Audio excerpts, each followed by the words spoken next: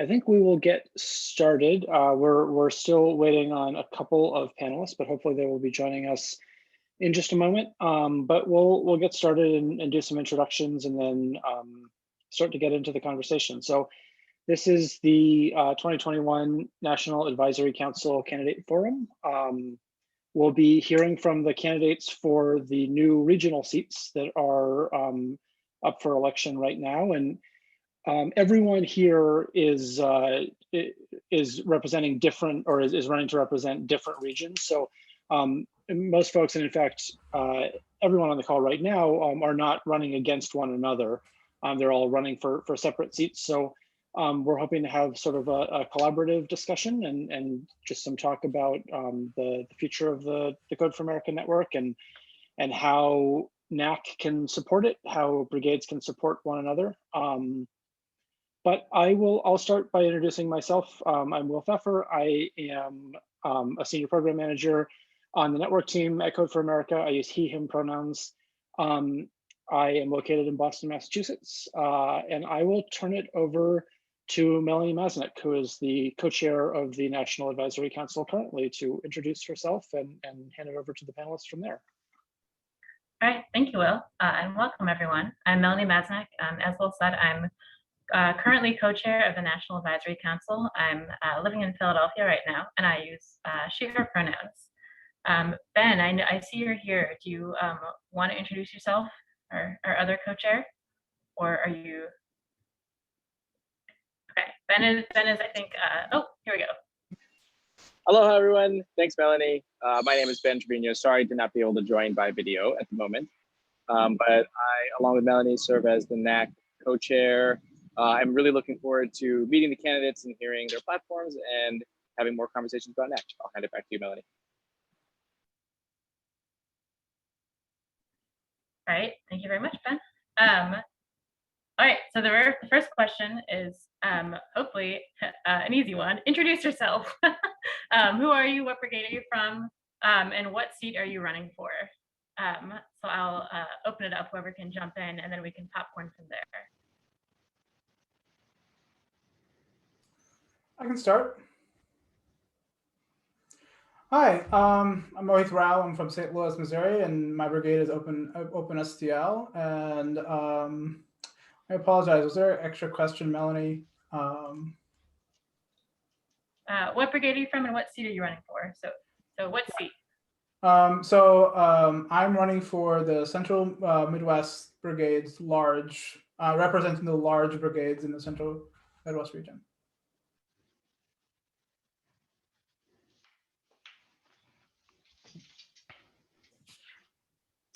I'll hop in. Okay, thank you. Tricky. Hi, Micah Mutrux. I use he, him pronouns. Developer, project leader, volunteer coordinator, all the things up here in Northern Vermont. Code for BTV is my home brigade and running for Northeastern small brigade seat. Hey, I'll go next. So hey, my name is Annie. I'm from Code for San Jose, and I'm running for the small Pacific brigade seat.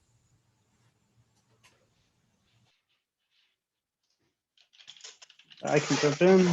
My name is Erik Dodge. I'm from Omaha, Nebraska, out of the Code for Nebraska Brigade, and I am running for the Mountain Plains small brigade seat. Hi, can everybody hear me? Yeah. Yes, we can. Okay. Hi, my name is Froilán Irizarry Rivera. You can all call me Froy. He, him pronouns. I am from Puerto Rico, living in Washington, D.C. The brigade is Code for Puerto Rico, and I am running for the small brigade seat for the Southeast. I think that might just leave me. My name's Patrick Collins, he, him, his pronouns. I'm from Code for Denver, and I'm running for the Mountain Plains, I think is the name of our group. Okay, cool. The Mountain Plains Large Brigade seat, the counterpart to Erik over there at Code for Nebraska. All right, thank you very much, everyone. So the first question is, starting this year, The Knack will have 2 representatives from each of the 5 regions. So what are some opportunities that you see to work together with your regional partner to support brigades in your region?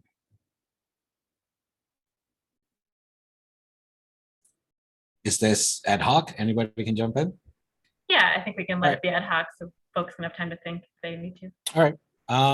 Yeah, I think the main thing that I can bring to the table to the Southeast brigades is trying to include more the Spanish-speaking Latinx community.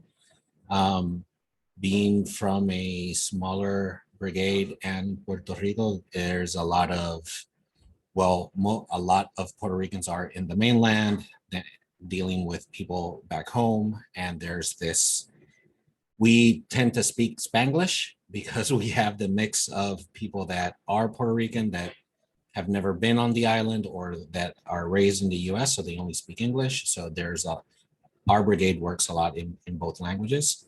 So trying to reach out to that community to try to have a greater participation within civic tech in general is something that I look forward to working with my colleagues in the Southeast region.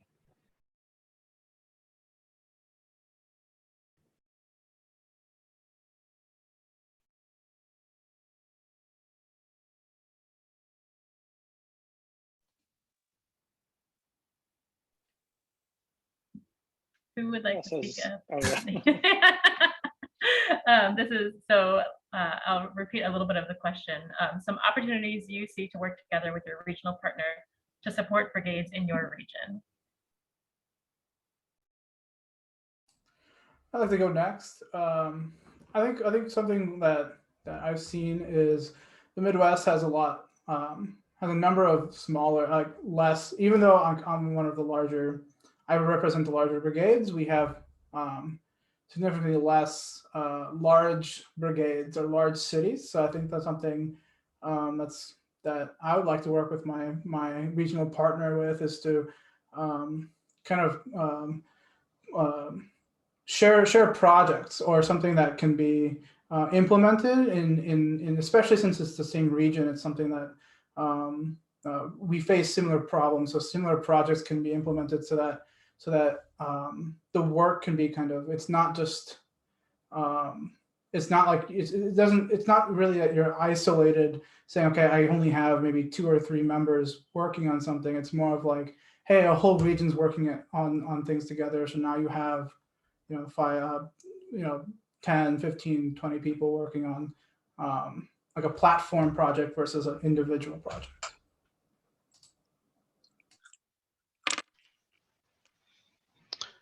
I'd love to go after that awesome response from Mohith, because I believe that's something that I strongly feel about here in the Mountains Plains Brigades as well, because we have we're a very geographically disparate area. We encompass a huge number of states, a huge number or part of the United States, but so we're not maybe as regionally tied together as Mohiths are, but we also have a ton of really great small brigades. I'd say they outnumber the large brigade 2 to 1. And so having those really great ideas from new brigades and the smaller brigades and being able to kind of connect that with our larger, more populous brigades is something I've been thinking a lot about and wanting to work with our partners on, because I think we have the opportunity to swarm on projects that maybe Code for Fort Collins doesn't have enough people to work on, or they don't have the right talent or whatever, but Code for Denver would, or Sketch City would, or something like that. And so we can maybe borrow people across the brigades as well, rather than just coming up with regional sort of projects. We can come up with regional teams. So.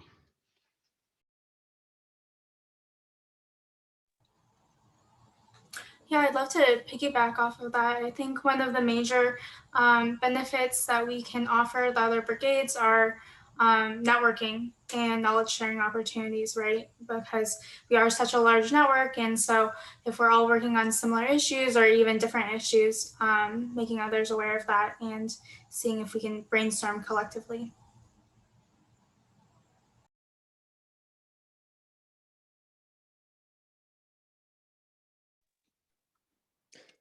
Yeah, I'll jump in.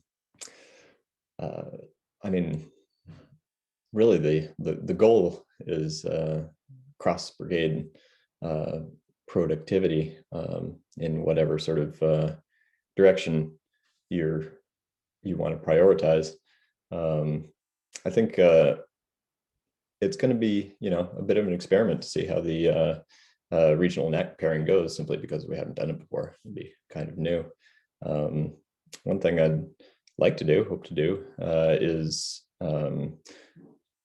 sort of kick things off to the degree it's possible with nice, tight sort of social relationships.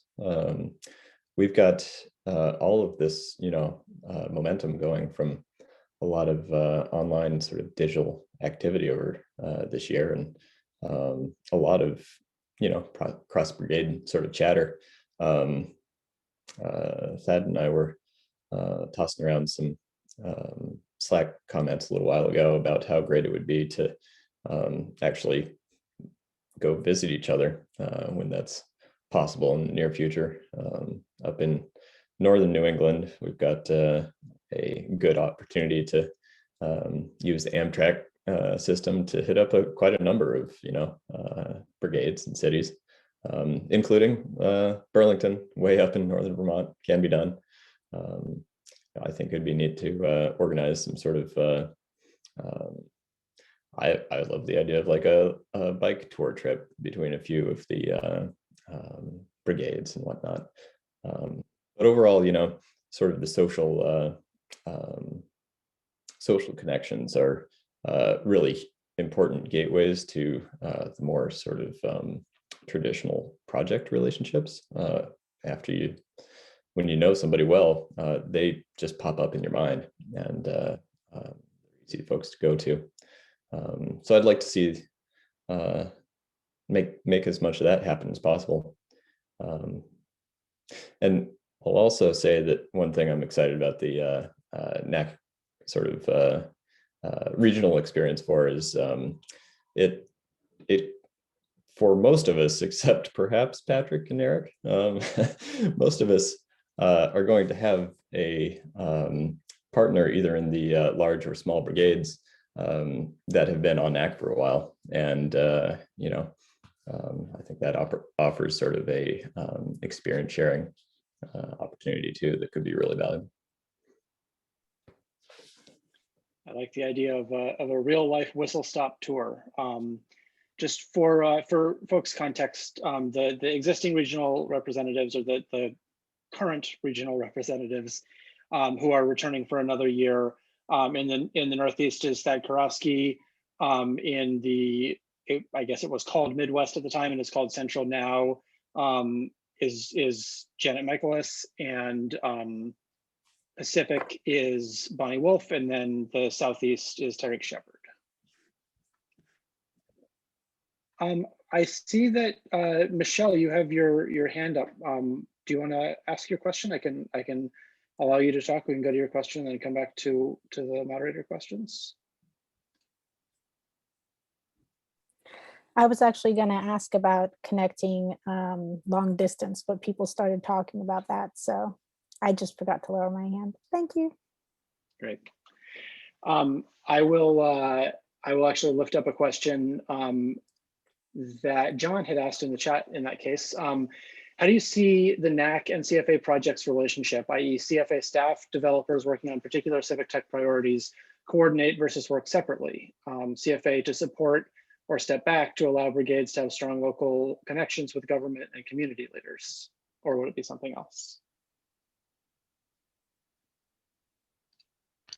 So as a okay, no, thank you. No, please, as a new member here, I don't know what the real the relationship with CFA staff and the Knack is, other than through Will. But I will say it's something that I've been beating the drum about a little bit, is helping to make those connections, because I think that Code for America has the reputation, has the name, has the recognition to kind of get us in the door with a lot of places, that even though we are maybe living right down the street or working right next to them, we don't have those same opportunities.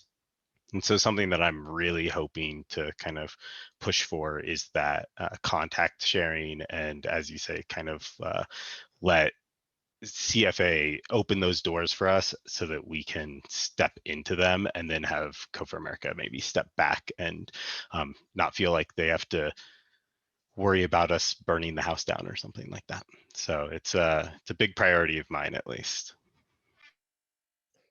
If I can jump on that, because this is forefront in my mind too. I really appreciate almost the flip side of that, where Code for America is this fantastic potential relationship builder.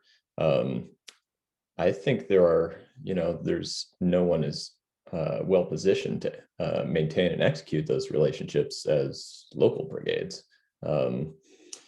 We are constituent groups in the in our towns, and we're not going anywhere after projects start, projects end. We're going to be sticking around, and I think a great sort of long-term grassroots option to help even Code for America sort of really anchor its own initiatives and keep them going. Right, did you have something to say? Yeah, so I definitely see the value of what's been said of having the local brigades be the champions of local issues, local efforts, and this whole grassroots movement, which is extremely important. But I don't see the either or between CFA and the brigades. At the end of the day, we are a CFA brigade. It's not that Code for Puerto Rico is around and the CFA says like, hey, what are you guys doing? Especially for us in Code for PR, we don't have the local culture of civic tech. The concept of donating your time to what people consider their profession isn't something that's there. And us in Code for Puerto Rico, we also deal with that 43% of would-be volunteers are also poor. So bringing in volunteers when they are looking for jobs is extremely difficult. So having an organization like Code for America that can help establish maybe a culture, help out with maybe direction, even show off what can be done and what collaboration means with a greater organization, I think can help smaller brigades bring in talent. Because people back home, when you say, oh yeah, you could do this and you'll get recognized maybe in a larger area than PR, and people say that helps my career. So it can be that incentive that's needed for people to actually start impacting their local communities. On top of that, Code for PR has no standing with the Puerto Rican diaspora. Having a larger organization recognize and work with us might also bring diaspora from the Puerto Rico side to say, I will contribute back to my island, or I will contribute to this organization. And I think that can just unite the region with we can count on this, we can help each other.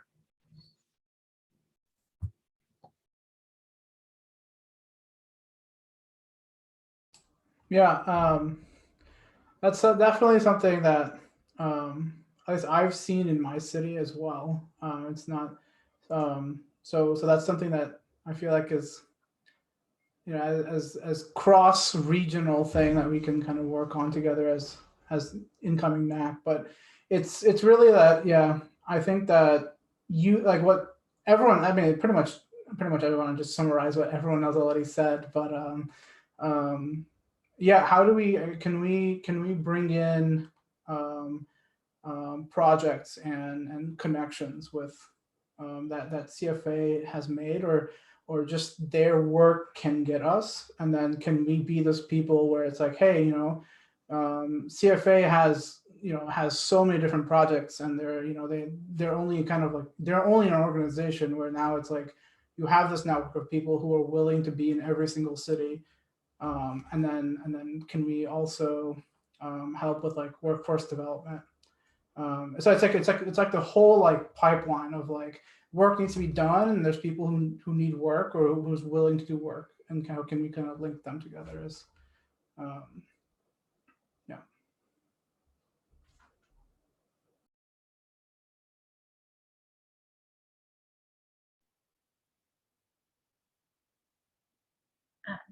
Erik or Annie, I think we haven't heard from either of you yet. Do you have anything you'd like to add to this part of the conversation?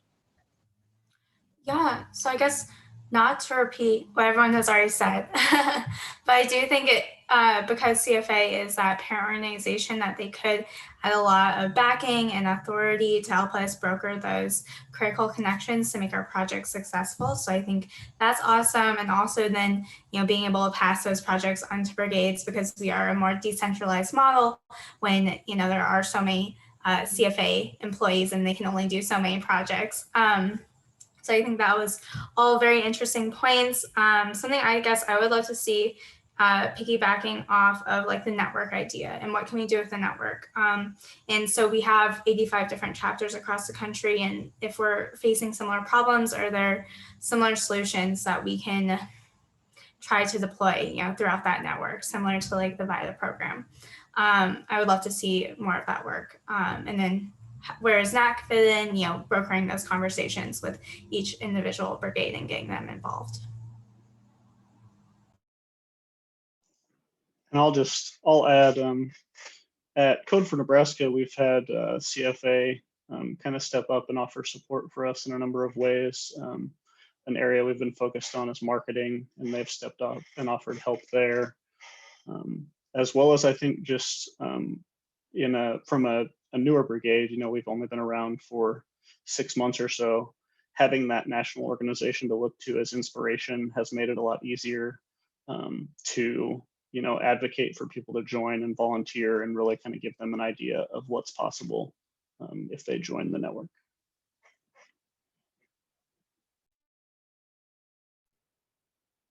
Great, thank you, everyone.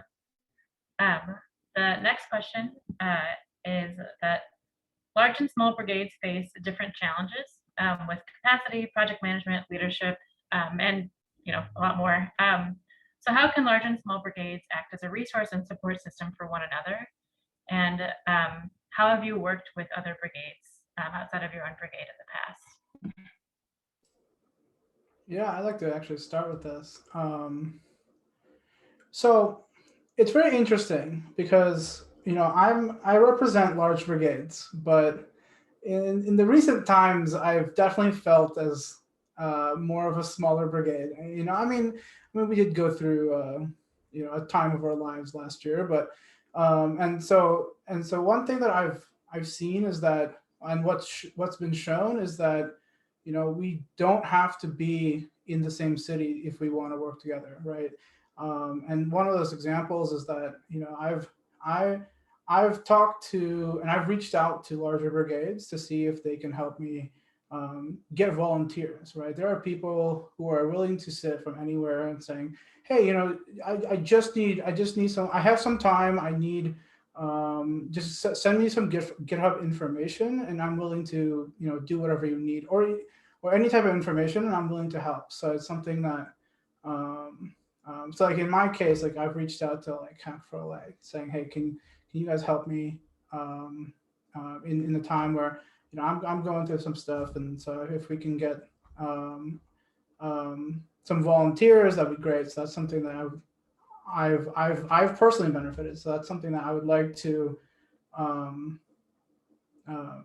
grow, like that kind of like collaboration, whether you're like 1,000 miles away or right next to each other. I'd like to grow that collaboration. So that's my experience.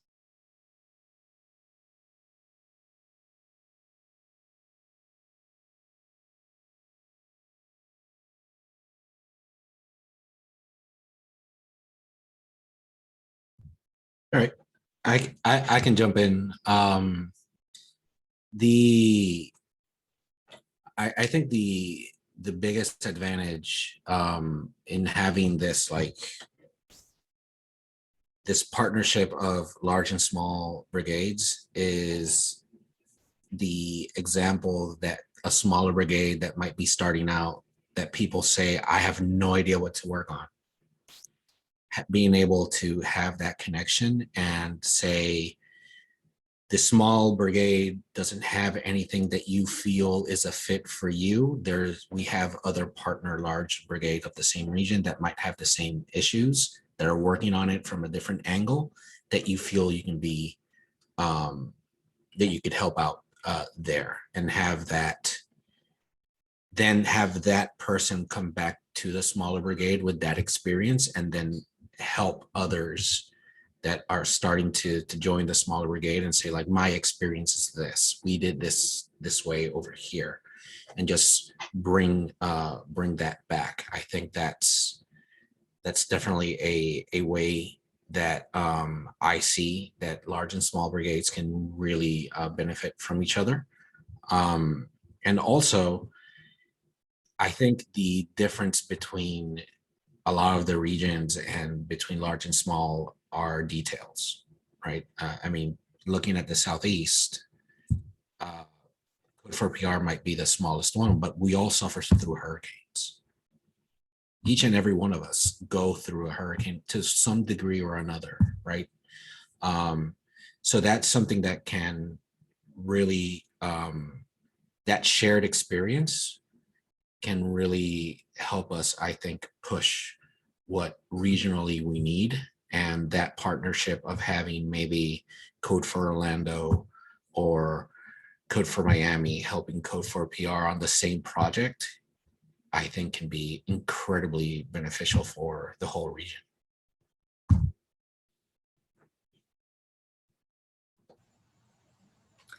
I guess I can jump in after that. So I think, like what Fro said regarding sharing resources, I think that's a huge component to cross-brigade collaboration. We've worked with, at Code for San Jose, we've worked with Code for San Francisco, Hack for LA, Code for Charlottesville, OpenSTL, Sonoma County, and San Diego on a handful of different projects off and on.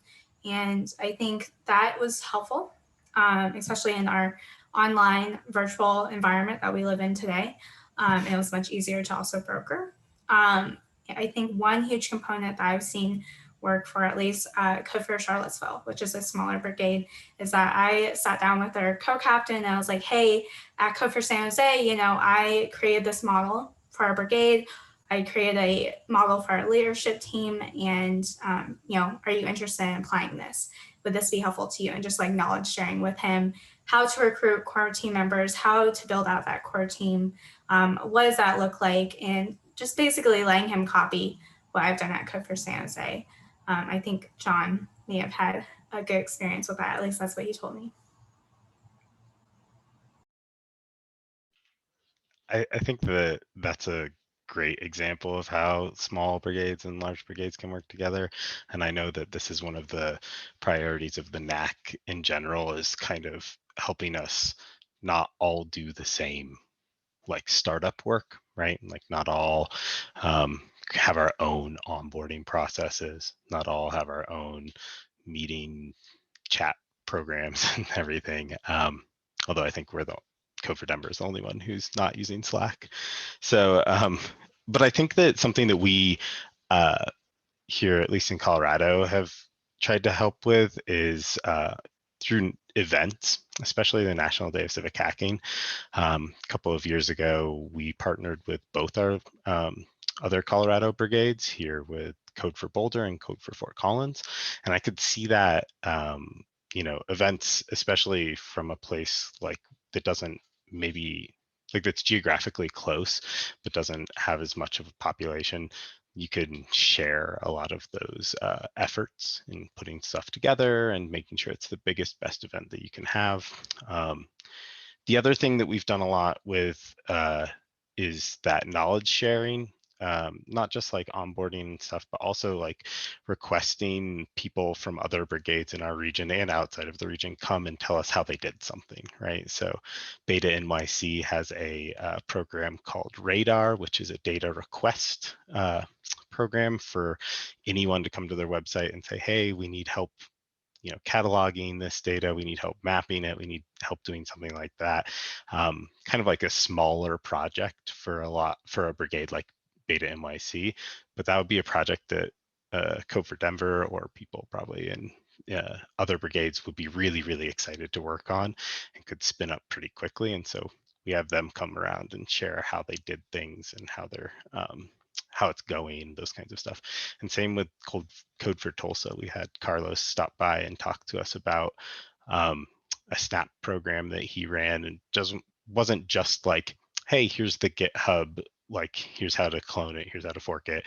It's more so like, here's the relationships we had to have in place before we could even do this work, right? Which was stuff you'll never see in the documentation probably. So that was huge for us. And just recently, you know, 2020 was a very hard year for all of us. And there were times that Code for Denver met and it was me and one other person from the leadership team, and that was it. It was just us two hanging out and on video chat, just chilling for a while. But what we've noticed is we've bounced back a lot quicker than some of our smaller brigades in the area. And as an example, Code for Fort Collins is kind of going through that still, where it's just their leadership dropping into their meetings. And so they're going to come and work with us for a little while and not sign a new MOU, not be a new brigade, nothing, we're not Code for Colorado or anything like that. It's just giving them a place to be and work and still exude that leadership quality that they have. They're going to help us manage our meetings basically until they get enough people back to go and run their own. So.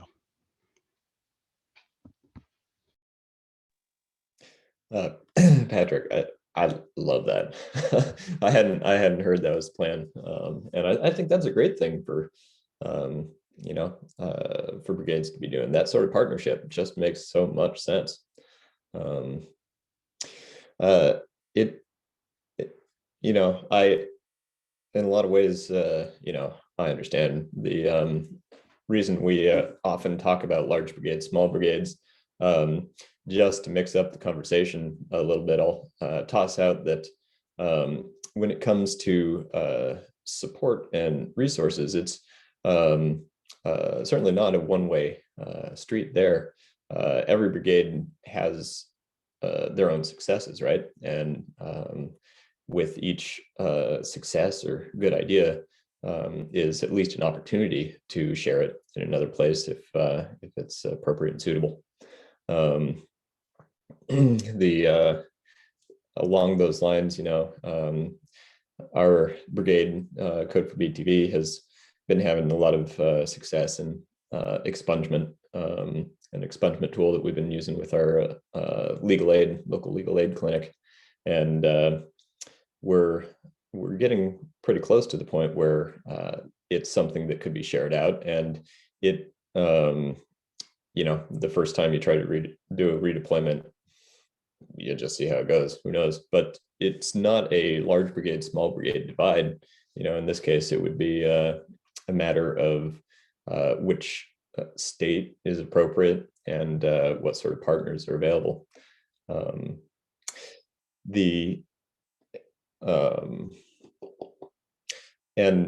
oh, right. Sorry. And I also wanted to say that, you know, it's not just projects by any means. We all know this, but I don't think it's been mentioned yet tonight, that qualify as support. One of the things that I love to share whenever I end up talking with other brigades that are, you know, thinking about how to keep things rolling is the success that we've had with teaming up with our local PMI group. The Project Management Institute is a national body. They almost certainly have a chapter in your town. And we've had so much success going to them and presenting our upcoming projects, looking for project management assistance. It's been huge. Sharing non-project resources and good ideas like that around is super beneficial as well.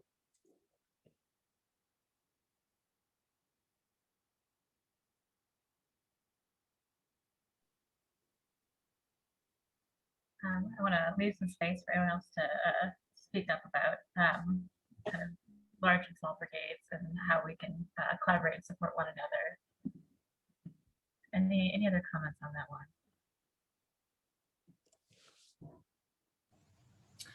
I was just thinking, after Thad said Code for Boston in the chat, that one of the huge factors that helped me and the rest of the core team at Code for San Jose grow Code for San Jose is when someone from Code for Boston recommended Zapier, and just a simple tool that we could use and integrate into all of our processes. And it really was a game changer for us. And just something as simple as a recommendation was big.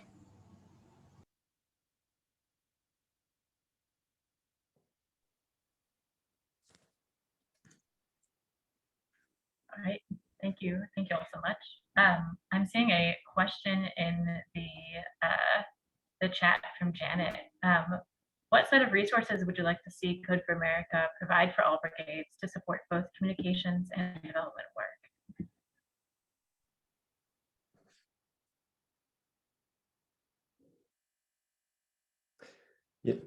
I'll jump in here just because just had an idea that kind of relates to this.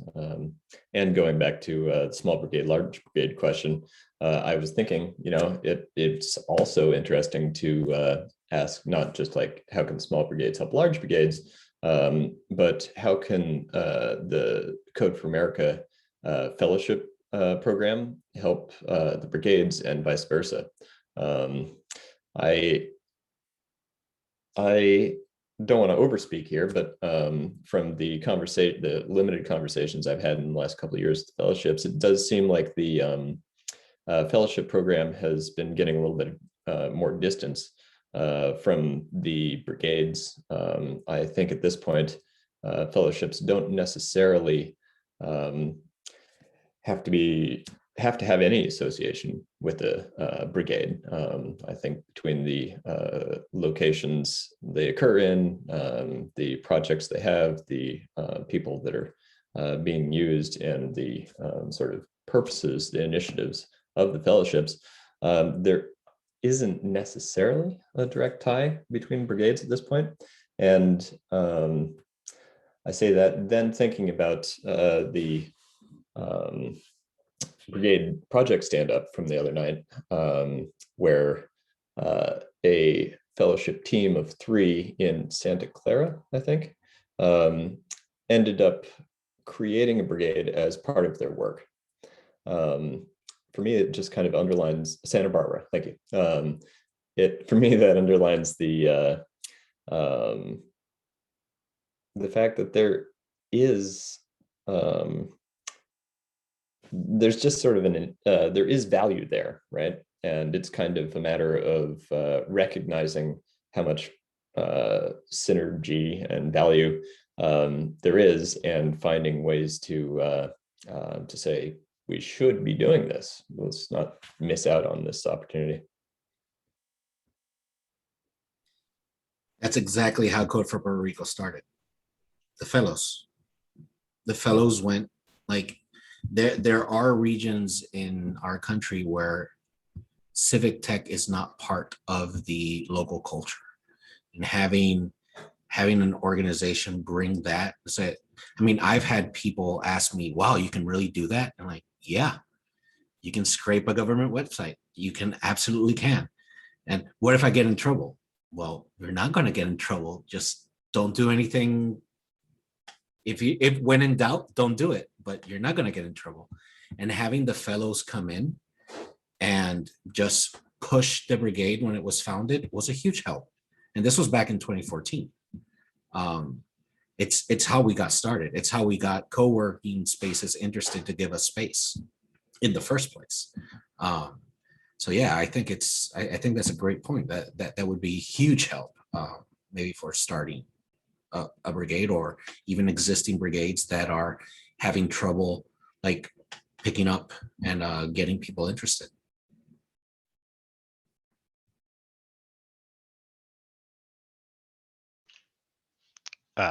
To kind of bring it back to Janet's question about development and marketing stuff, one thing that I thought was really, really wonderful that Code for America did once upon a time was open hours with their development and fundraising staff at one of the brigade congresses, or I think it was Brigade Congress. And Code for Denver actually didn't take them up on that offer, but everyone who did told me about it. And so I think that that was something that provided extreme value, is getting sort of that professional fundraising viewpoint. And to kind of tack on to that, I mean, a lot of us need funds for our brigades, and depending on what you're using them for or how big your brigade is, it's very different.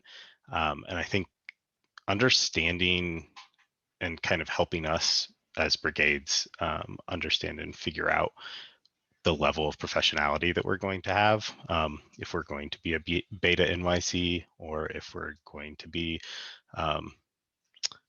KC Digital Drive. Is that it, Mohith? Okay, cool. Or if we're just going to be, like Code for Denver, where we buy people pizza, that's what we do with our money. And so I don't think one is better than the other, and I think it's good to know where you are and have some advice and kind of guidance around how to figure that out. Yeah, I think going off of that, I think that, what he talked about, right, the different types of brigades, right, that I think what I would want help with either Knack or CFA to do as a brigade leader would be that to create kind of like models, right, and document models saying, okay, look, these are the different types of models of brigades that have worked, and then these are like best practices. I mean, it's almost like a playbook, like the brigade organizers playbook that Thad and Bonnie are working on. But that's like, I feel like that's more of like an all-encompassing thing. This would be just like, oh, you want to do like a fellowship type model like Beta NYC? Okay, here, take that. Or if you want to just be like, a government vendor, okay, let's do that. If you want to just be a community organizer, then just but here's like a starter kit, right? You have like communication templates, some type of fundraising tools, or even just access to CFA, like professional fundraising, like how to take projects, like all of that stuff documented, so that people can kind of pick and choose, but that's already there. And I think that's what would be important.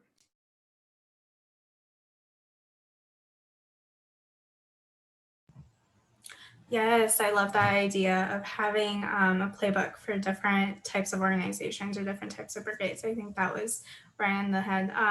You hit right on the head.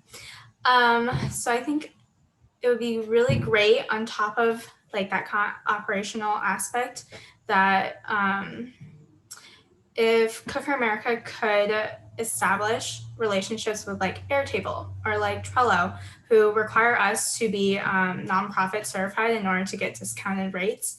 If Code for America could kind of do that upfront work, just because I know that I have to go through Code for America to get various documentation or like official documents to prove that we are a nonprofit or a part of a nonprofit. I think that would be another great resource. As for the brigade playbook, though, I find it hard for thinking about if Code for America were to establish a like onboarding system for volunteers, just because the brigades are so different.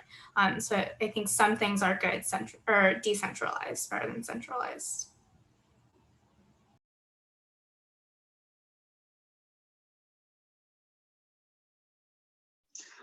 One thing I'd like to add to that is, just coming from a newer brigade, I don't think you necessarily have to centralize all that, and it's not like you dictate what form that brigade takes or anything like that. But some of those resources I think are really valuable just to, tell us about the things that we didn't think about. Some of our projects we put out, and I mentioned marketing earlier, we didn't think about marketing. So, we had stuff languishing and we maybe didn't think about some other things, when we went into it, like fundraising, because we don't really spend much money now, and we haven't existed in a time when we could meet in person. So those are, those are things that we haven't addressed. So just having those resources out there, I think, is really valuable for a newer group like us. Thank you, everyone. So I'm noting that it's 7:50, so this we might be getting close to yeah, but I am going to ask another question. So kind of, I think, dovetailing from where we left it with the last question, which was how can Code for America support the brigades? This is one more about how can the Knack support the brigades, especially given how different the brigades all are, right? There are around 85 of them. So how, given that success is different for each brigade, how does the Knack and what is your vision for how the Knack could support the many different brigades we have?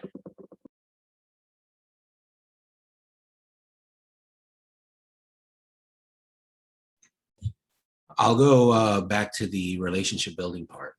I think the Knack is in an excellent position to be able to connect people and maybe break the intimidation factor that somebody might feel when reaching out, not to a large brigade, just to somebody, right? I know I talk to people and I help mentor people that say, I met you because a friend of mine told me you should talk to this person and introduced us. I would have never reached out. Even if I tell people that my DMs are open and come here and do this and just email me, I think that intimidation is always there. And I think the Knack is really well positioned to say, hey, you two brigades should talk because you're working on the same thing, or both of you need the same resources, or, we notice that this brigade is, I don't know, just the core team are getting together, or they're in a lull, or maybe they need some sort of support. And I think the Knack can really help in that, and just really support in the communication aspect of working asynchronously now, so, as we are all doing.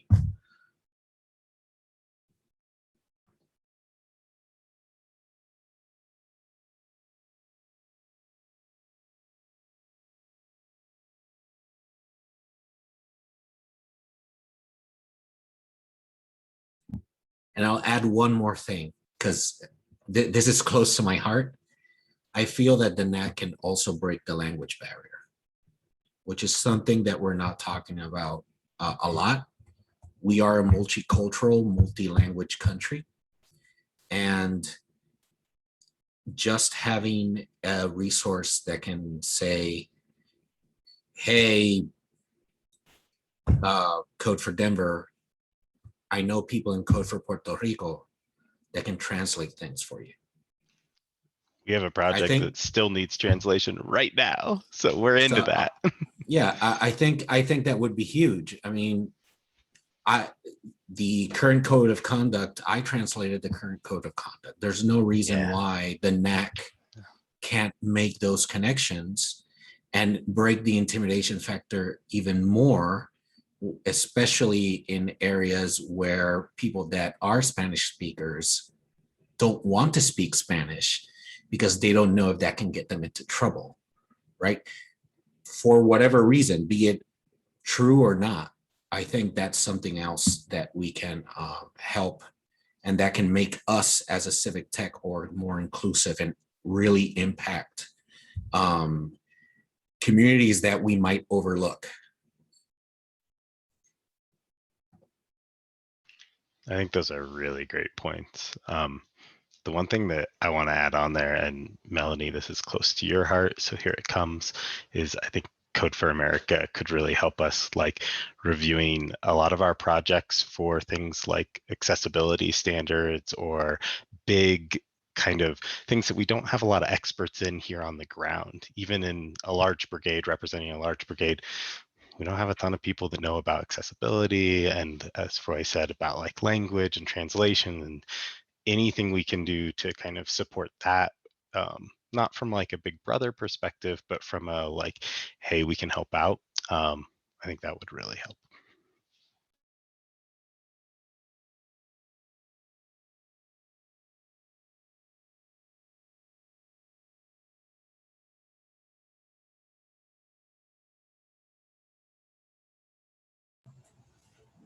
I guess I'll jump in. So I think as for what my vision for Knack could be and how they could support the brigades, I think that Knack could definitely just serve as a point person for CFA. I know that I contact, sorry, I'm completely spacing on her name, Cece, all the time. And I'm sure that a bunch of other people probably also contact Cece all the time. And so basically helping her manage her workload, and anytime you need to get in touch with someone from CFA, you can go through that Knack person first. So you are contacting the correct person and you aren't like inundating one person at CFA.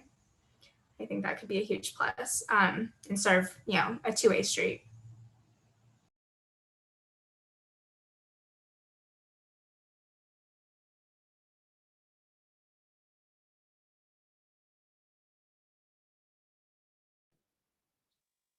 Well, I'll jump in again then, because a lot of my thoughts are kind of related to not inundating folks along these lines. I'm interested in how we as a brigade collective, the entire network, how we're going to be able to provide ourselves with the capacity that we need to solve the problems or accomplish the goals that are actually in front of us. I think it's simply kind of an objective fact that 10 people on Knack aren't going to be sufficient to connect all of the threads between all the brigades and really take advantage of the things that we'd like to see occur. With that idea of like, how do you spread and distribute the work? I'm curious if, and I know that this has been tried in the past, so I don't want to present it as a new idea necessarily, but I think it's worth approaching again to see how the Knack can set up individual organizations that deal with specific problems to sort of divide and conquer some of these larger issues.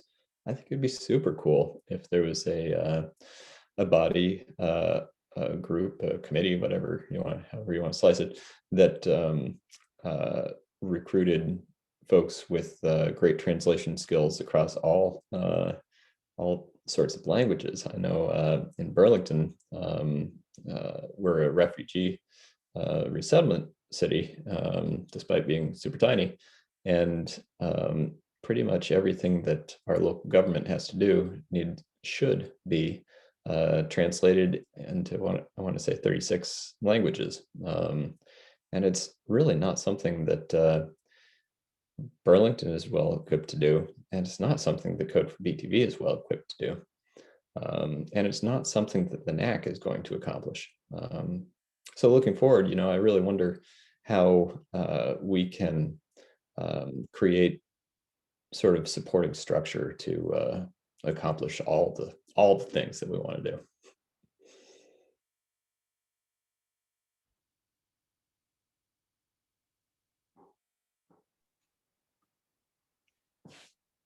Any other thoughts on how Knack can support the diversity of brigades that exist in the network? To piggyback on Micah's comment, that sounds awfully close to communities of practice. That sort of model where you do have people from across the network. I mean, personally, I know an expert in accessibility. He is a blind developer. There is no reason why, if he's willing, he can't help the network as sort of a communities of practice sort of role. And I know this goes dangerously into creating levels and layers upon layers and upon layers, but what you mentioned sounds very, very close to something like that, where we can, I mean, we've all been saying it all throughout this conversation, sharing resources and sharing knowledge, which is at the end, I think the only way we can accomplish anything.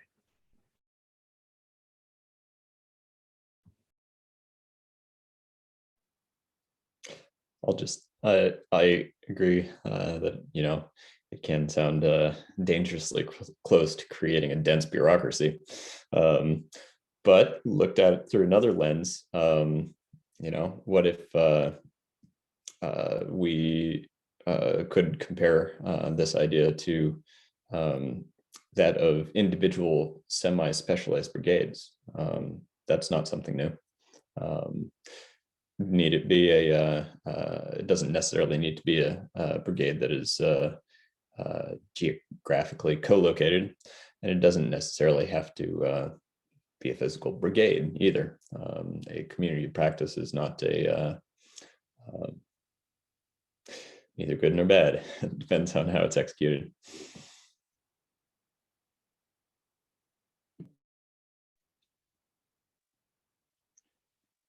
Well, I'll leave a moment here for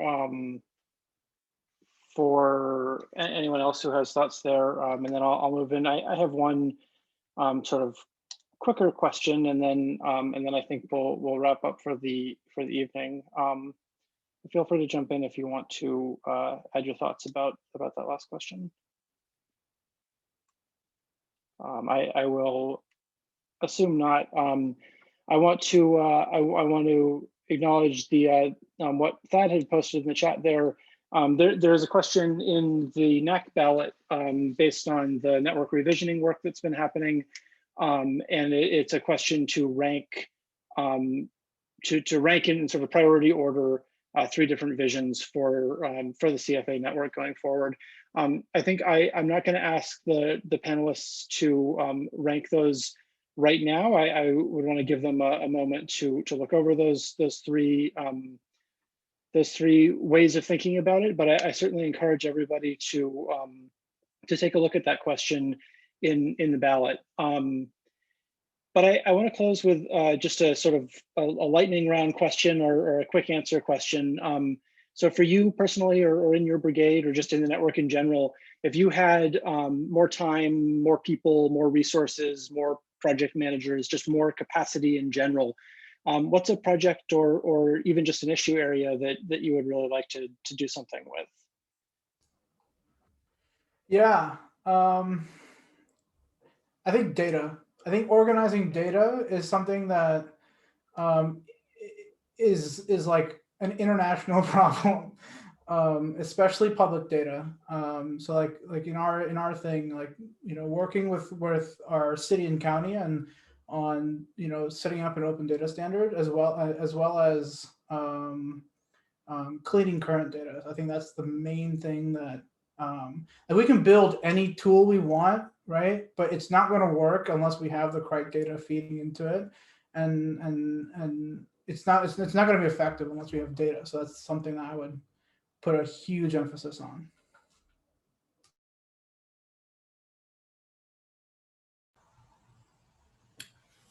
So I'll go next. My topic of choice would be immigration services. I think federally, the immigration process is extremely convoluted and scary, intimidating for a lot of our immigrants. And so I think improving that, there's a huge opportunity to improve it and also make it more efficient.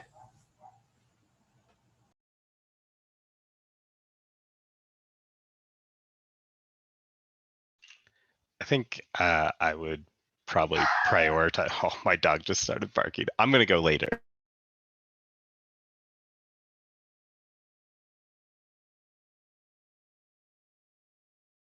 All right, he's under control. His name's Toby. He's a Chihuahua. That's what he does. So my priority is going to be, I think, housing and services for people who are experiencing homelessness, because I believe they're often left out of the technology conversation because I think it's a misconception that they don't have access. And a lot of people experiencing homelessness still use a cell phone because they have to. It's the world we live in. Still use computers, still have to figure those things out. And so I think gearing technology towards those populations, it would be really, really helpful. So.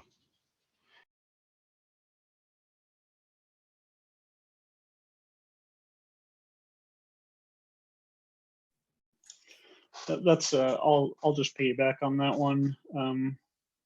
Code for Nebraska has been doing a lot in the area of housing. That's been our main focus, and we're really trying to develop connections so we can try to focus some more on helping the homeless population, and especially with eviction moratoriums coming to an end, and who knows if they'll get extended. You know, that we could be in for an even tougher time than we already are. So focusing on that, as well as just developing more relationships with local organizations so we can have a bigger impact.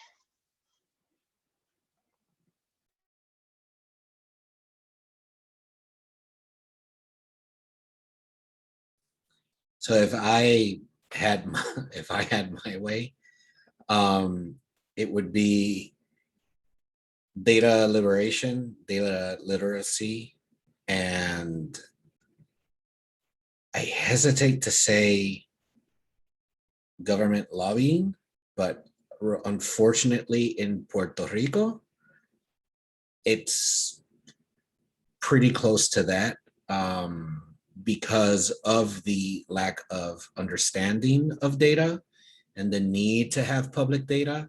We have a lot of government institutions that, even though there's laws that state that they have to liberate data, just don't. Or when they do, it's a bunch of numbers or images on PDFs, things of that nature. And until, at least back home, until we can get that sorted out and that sort of culture going, there is nothing that we can build that will help educate people back home to make the correct decisions and to hold their public servants accountable. Quick comment, sorry, Micah. I definitely am on the same page as you, Fro, about the images and PDFs and nothing else happening after, like, without data. Oh my gosh, I can talk. If anyone's interested, I can talk to you for like hours about ideas and the issues. But yeah.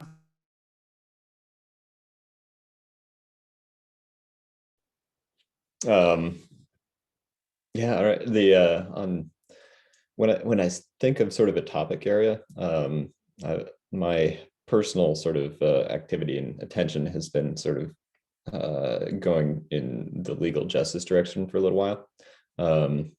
But just to share something a little different again from that,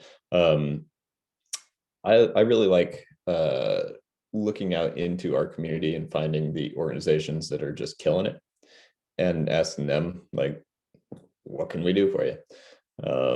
I love our Office of Economic Opportunity. It's amazing the things they do out here. And I've had conversations with them around things that are, you know, I don't know, mundane and important. Housing and heating support is huge in Vermont. It was 2 degrees this morning. The personal finance and sort of savings literacy is really neat. There's some great stuff out there. So like topic area, that'd be a good one. And I'll take advantage of the literal question here. I saw it come up before the meeting, and one thing that I would like to tackle on Knack is I would love for there to be a Code for America store where we can create awesome things with all kinds of different designs, plaster them on all kinds of different things, and any brigade could just go to the store and say, you know what, my project leader on this has been absolutely killing it. I'm going to buy them something. I made a bunch of these koozies just to try it out a little while ago. What's it say? We have it in our power to begin the world over again. Thomas Paine, one of the founding father folks. I am not a designer, but we've got designers. How cool would it be just to have a massive shop with the best designs out there? That seems like very low-hanging fruit compared to everything else we're talking about.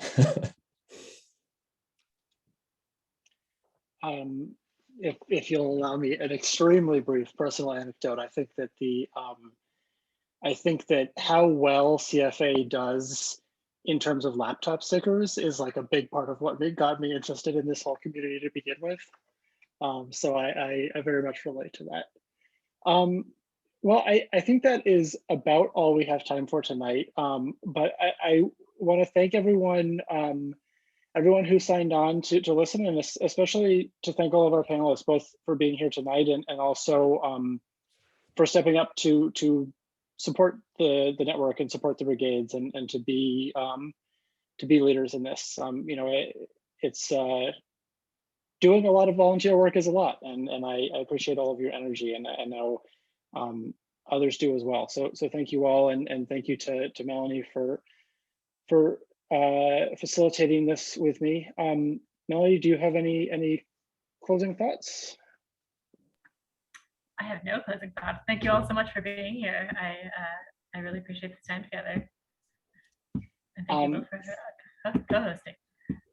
Yes, my pleasure. So for folks who are on the call, if you have not yet voted, we have a nice little short link that I just posted in the chat, is c4a.me/vote.